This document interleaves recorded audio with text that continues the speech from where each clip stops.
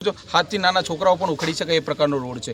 અત્યારે તમે મ્યુઝિયમ તરફનો જે રોડ જાય છે ગોસ્કોળ દરવાજી તાનારીરી થઈ અને ત્યાં જો 2 મહિના પહેલાં જ રોડ બન્યો છે પણ એ પાણીઓથી ઉભરાઈ રહ્યો છે અને ખાડાથી ભરે 2 મહિનામાં જ એમનો ભ્રષ્ટાચાર બધો બહાર આવી ચૂક્યો છે કે અમે મોંઘવારી દૂર કરીશું, 2000 રોજગાર આપીશું, 2000 કરોડ।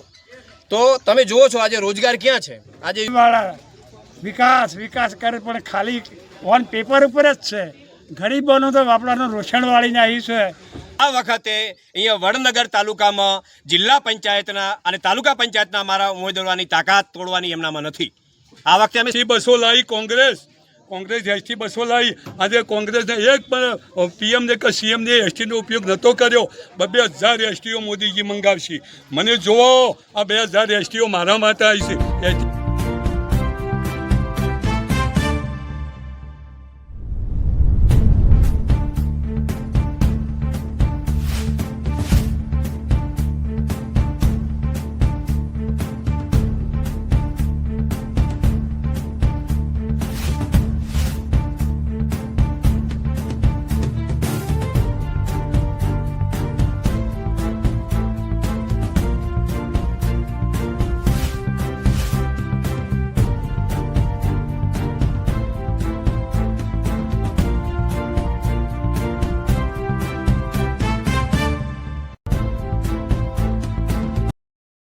નમસ્કાર મિત્રો, ચૂંટણીના ધમાસાણ અત્યારે શરૂ થઈ ગયા છે। ગુજરાત રાજ્યની અંદર સ્થાનિક સ્વરાજ્યની ચૂંટણીને લઈને અત્યારે રાજકીય માહોલ ગરમાઈ રહ્યો છે। ત્યારે અત્યારે ફોર્મ ભરવાની પ્રક્રિયાઓ પક્ષો દ્વારા શરૂ કરવામાં આવી રહી છે। ક્યાંય ને ક્યાંય યાદી કોઈ પક્ષે જાહેર કરી છે અથવા તો નથી પણ કરી। અત્યારે હાલાત એવા થઈ ગયા છે।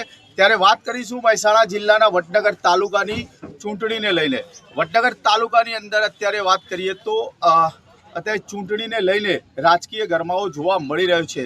ભારતીય જનતા પાર્ટી ક્યાંય ને ક્યાંય વિકાસના મુદ્દાને લઈને ચૂંટણીમાં ઝંપલાવી રહી છે, ત્યારે કોંગ્રેસ પાર્ટી ભ્રષ્ટાચારના મુદ્દાને લઈને અને સ્થાનિક રોજગારીના મુદ્દાને લઈને અત્યારે ચૂંટણી જંગમાં ઝંપલાવી રહી છે। ત્યારે વડનગરના તાલુકા પ્રમુખ જયસિંહે આજરોજ વડનગર તાલુકા પંચાયતના ઉમેદવાર તરીકે પોતાની ઉમેદવારી નોંધાવી છે। ત્યારે તમામ ભારતીય જનતા પાર્ટીના સામે કડક ટક્કર આપવા માટે કોંગ્રેસના ઉમેદવારો અત્યારે અહીંયા ફોર્મ ભરવા માટે આવેલા છે। ત્યારે શું કહેશો જયસિંહભાઈ, આજે તમે ઉમેદવારી નોંધાવી છે, કયા મુદ્દાને લઈને અત્યારે ઝંપલાવી રહ્યા છો? સૌપ્રથમ તો હું મારા સમગ્ર ગ્રામજનોના ગામમાંથી સુલતાનપુર ગામમાંથી વડીલો આગેવાનો આવ્યા છે એમનું આવકારું છે અને મારા સમર્થનમાં આજે તમે જોઈ શકો છો મોટી સંખ્યામાં આજે આવ્યા છે। તો સુલતાનપુરમાંથી મેં મારી ઉમેદવારી નોંધાવી છે, તાલુકા પંચાયતમાં જે ફોર્મ ભર્યું છે। વાત કરીએ વિકાસની તો ભારતીય જનતા પાર્ટીનો વિકાસ આપ સૌ જોઈ શકો છો, ફક્ત ને ફક્ત કાગળ પરનો વિકાસ છે। અત્યારે 2 થી 3 દિવસ પહેલાં જ જે રાજપુર રોડ ઉપર ભ્રષ્ટાચાર જોવાયો હતો કે ખાલી રેતી ઉપર ડામર નાખી દેવામાં આવ્યો છે, આમ તો હાથથી ઉખડી જાય એ પ્રકારનો વિકાસ છે। મ્યુઝિયમ પાસે જુઓ તો ગટરો જે મ્યુઝિયમ વડાપ્રધાન સાહેબ એમ કહે છે કે એશિયાનું નંબર 1 મ્યુઝિયમ, ત્યાં જ ગંદકીઓથી ખદબદી રહ્યું છે। ભારતીય જનતા પાર્ટીનો વિકાસ ફક્ત અને ફક્ત કાગળ પર છે અને એમનો ભ્રષ્ટાચાર છાપરે ચડીને પોકારી રહ્યો છે।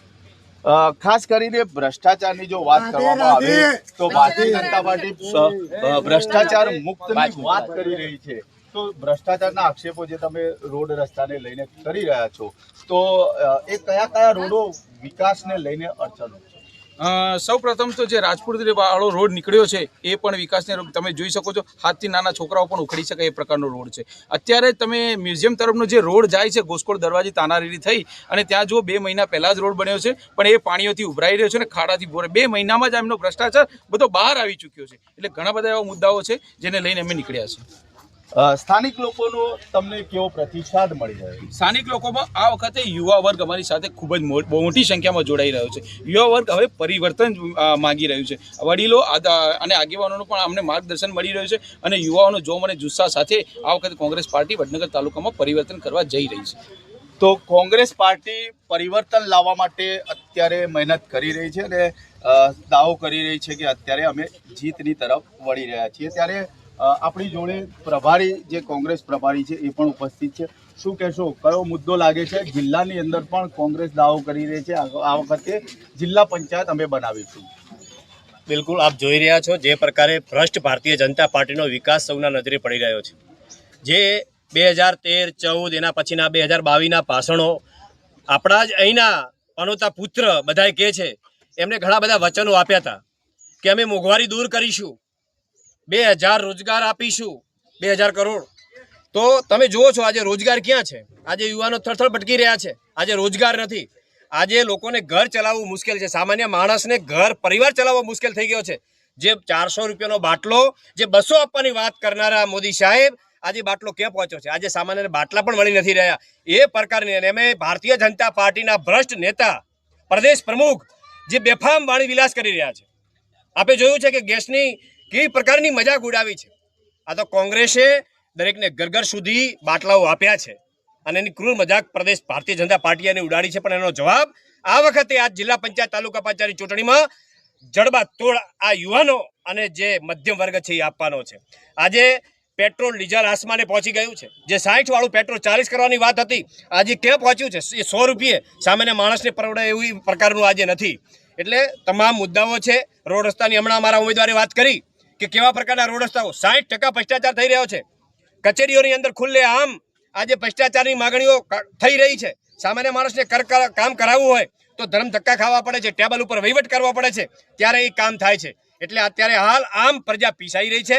ભ્રષ્ટ ભારતીય જનતા પાર્ટીમાંથી છુટકારો મેળવવા માટે આજે અમારા યુવાનો અને તમામ વર્ગ, તમામ સમાજ આજે સામે આવી રહ્યા છે અને એનો જવાબ અહીંયા તાલુકા પંચાયત, જિલ્લા પંચાયત સીટમાં 100% મળવાનો છે. તો કોંગ્રેસ અત્યારે ભ્રષ્ટાચારનો મુદ્દો અને સ્થાનિક રોજગારીનો મુદ્દો જે લઈને અત્યારે મહેસાણા જિલ્લાના વડનગર ખાતે અત્યારે ચૂંટણીમાં ઝંપલાવી છે. ત્યારે કહી શકીએ કે વડનગરના એક વડીલ એવા કોંગ્રેસ સાથે ઘણા સમયથી સંકળાયેલા એવા દિવાનજી ઠાકોર પણ આપણી જોડે છે. તો શું કહેશો દિવાનજી કે કોંગ્રેસ પહેલાંની કોંગ્રેસ ને અત્યારની કોંગ્રેસમાં લોકો તફાવત બતાવી રહ્યા છે, અત્યારની કોંગ્રેસને નબળી કહી રહ્યા છે, શું કહેશો? કારણ શું છે? તાલુકાની, મારું નામ ઠાકોર દિવાનજી જવાનજી, તાલુકાની અને જિલ્લાની ચૂંટણીઓ આવી રહી છે. આ ભાજપવાળા વિકાસ કરે પણ ખાલી ઓન પેપર ઉપર જ છે. ગરીબોનું તો બાપડાનું રોષણ વાળીને આવી છે. અત્યારે પાણી નહીં મળતું. મારા વડબાર ગામમાં જવાનપુરામાં હું 5 વર્ષથી અરજીઓ કરી થાકી ગયો, પણ અત્યારે પાણી મને નહીં આવતું. હું ટેન્કરેથી પાણી પીવું છું અને ગટરો અને લાઈને તો ઉભરાઈ રહી છે. અને કિસે વિકાસ કેવો વિકાસ છે? ખાલી વન પેપર ઉપર જ તમે જુઓ તો ગરીબ વસ્તી તો કચરાઈ એટલી રહી છે, બૂમો પાડી રહી. અને કોંગ્રેસ તો જીતવાની છે 1000% કોંગ્રેસ જિલ્લામાં જે છે અને તાલુકામાં. પણ આ લોકો પૈસાના જોરથી લોકોને ગેરમાર્ગે દોરી દમ દે અને ડરાઈ અને વોટ લે છે. પણ એ શક્તિ એમની કે નહીં, બધી વસ્તી કંટાળી જાય છે. એટલે 100% કોંગ્રેસની તાલુકા પંચાયત બનશે. અમારા જયેશ ડૉક્ટર તાલુકાના પ્રમુખ છે, એટલા હોશિયાર છે, લોકોને સમજાવે છે અને કામ કરે છે. એમને કોંગ્રેસને આ તાલુકામાં થોડી વીક પડી હતી, પણ એમને જીવતી કરી નાખી છે. ગોમ રખડી અને કામ કરે છે અને 1000% એ જીતવાના છે, એની હું ગેરંટી આપું છું. અને તાલુકા પ્રમુખ બની જશે. ખાસ કરીને અહીંયા કોંગ્રેસ અત્યારે પોતાની જીતના દાવા કરી છે. એક મુદ્દો હજી પણ આપની જોડે રહી જાય છે કે ખાસ કરીને જ્યારે પણ વાત આવે છે ત્યારે પ્રત્યાક્ષેપો તો થતા જ હોય છે.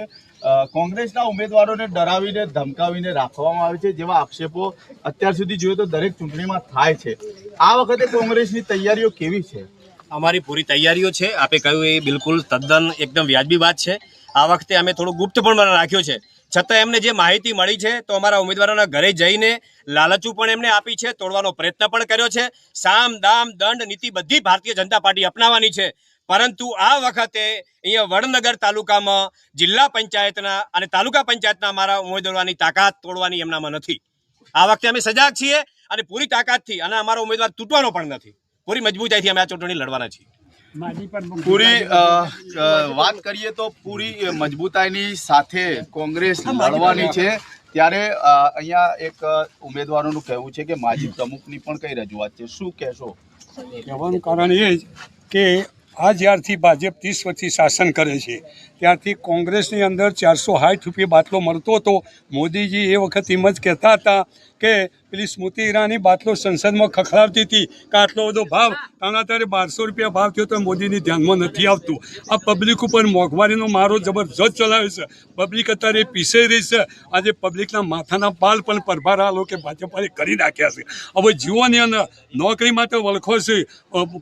મણ વજન ઉપાડી અને આપણા કોલેજો કરીને થાક્યા. અને મેં જ્યારે ઇન્ટરવ્યૂ આવે કમ્પ્લેટ આવે એ તો યુવાના લાગતા વળગતો ને મોરી ગમે તેથી પેપર ફોડવાનો ગમે તેમ કરવાનો, પણ બાકીનો એ લોકો અમને કોઈ અમારા જીવનની અંદર સાથ સહકાર હતો. હાલ જોવા જો તો અમારા PSIમાં ઘણો કલાસ વનમાં કોઈ ઠાકોર કે કોઈ કોંગ્રેસી નેતા આજે અંદર જઈ શકતો નથી. આ લોકોની આપશાહી ચાલી રહી છે.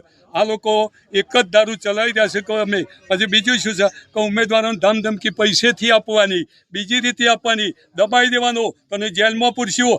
આવી આપશાહી કરી અને આ લોકો દબાઈ અને એમનું પોતાની ખીચડી પકાવી રહ્યા છે ભાજપવાળા. આજે ભાજપવાળા એક જ દારૂ જલ્યું છે કંઈક અમે જ છીએ આ બાદશાહી ઠાઠ ચલાવી રહ્યા છે. આ રાજા રજવાડામાં નહોતું, અંગ્રેજોમાં નહોતું. અંગ્રેજો કાઢ્યા તો કોંગ્રેસને કાઢ્યા, આ લોકશાહી લાવ્યો તો કોંગ્રેસ લાવેલી. અને અત્યારે હાલ બિહારમાં ચૂંટણી લડ્યા, 10,000 રૂપિયા એક ભાઈને આપ્યા, ચોથી પૈસા લાવ્યા, ચિયાની જમીન વેચી, ચિયાનું ઘર વેચ્યું ભાજપાએ, 10,000 રૂપિયા આપી અને ચૂંટણી જીત્યા છે. ત્યારબાદ અહીંયા શું છે, હેઠળ ગાગરીન ઉપર પાઘડી બધી નાચવા માંડે છે બધી. અંગ્રેજો વખત નાચી હોત તો અમે મોનોત કે ભાઈ આ નાચવાવાળી હાચી. અત્યારે એ ઉમંગ વિવાની આદર્યો છે. અત્યારે કશું નહીં, જાદુનું ઉદઘાટન બનાવ્યું તમે અને ઉદઘાટન કરવા એ આવું કે જાદુ ST બસો લાવી કોંગ્રેસ ST બસો લાવી. આજે કોંગ્રેસને એક પણ PM ને કે CM ને STનો ઉપયોગ નહોતો કર્યો. 2,000 STઓ મોદીજી મંગાવશે. મને જોવો આ 2,000 STઓ મારા માટે આવી છે. STમાં કોઈ અગવાઈ બેસતું નહીં.